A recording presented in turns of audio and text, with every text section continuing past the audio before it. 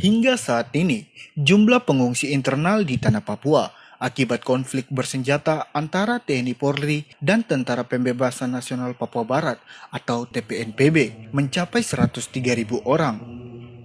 Data ini dipublikasi oleh Human Rights Monitor atau HRM atas kerjasama sejumlah pihak seperti gereja-gereja, LSM kemanusiaan, hingga pegiat HAM di tanah Papua.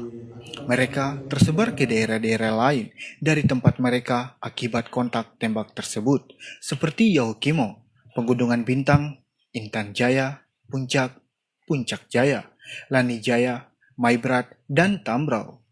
Hal ini disampaikan Eneko Pahabol, Koordinator Peace and Justice Iwatali Papua, pada Festival Literasi dan Resiliensi dengan tema Merawat Ingatan Melalui Kata di Aula Gereja Katolik Kristus Terang Dunia, Waena, Jayapura, Kamis 20 November 2025. Iwatali sendiri merupakan sebuah yayasan yang berbasis di Jayapura dan bergerak di bidang kemanusiaan, terutama dalam pendampingan terhadap pengungsi internal Papua.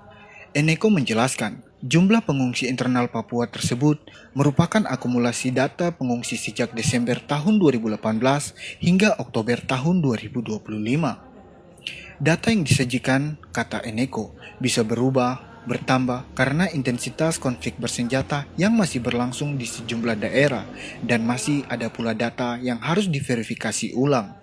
Data yang kami sampaikan itu adalah data HRM yang didokumentasikan dari sejak tahun 2018 hingga 2025. Nah, di daerah 2025 ini akhir ini masih ada pengungsi misalnya di Yahukimo yang terbaru, misalnya terus di Lani Jaya, terus juga di Timika.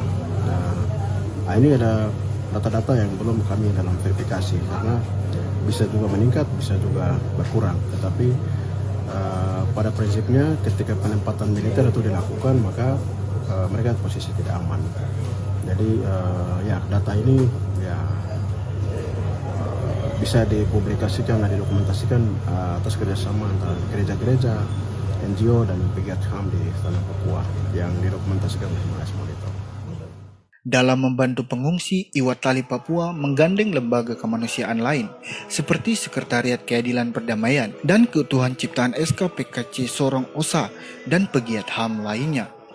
Berbagai kegiatan yang dilakukan, kata Eneko, seperti mengelola lahan kosong milik gereja untuk berkebun, hingga melakukan berbagai aktivitas dengan tujuan memulihkan trauma pada perempuan dan anak-anak di tempat-tempat pengungsian. Upaya yang dilakukan ini saya pikir semua lembaga punya panggilan hati mereka lakukan. Nah, saya sendiri kebetulan di Iwatali Papua, jadi kami kerjasama juga dengan SKPKC di Sorong, Malaysia, juga dengan teman-teman relawan.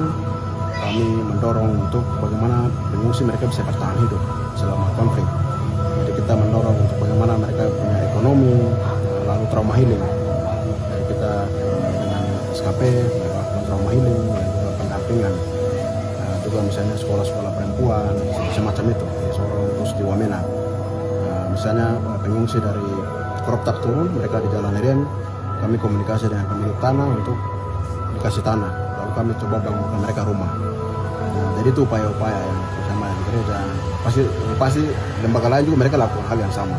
Berdasarkan pemantauan langsung di lapangan, Eneko menyatakan tempat-tempat sipil yang harusnya dilindungi berdasarkan hukum perang humaniter justru menjadi target penghancuran oleh kedua pihak yang sedang berkonflik, seperti gereja, sekolah, bahkan perkebunan warga.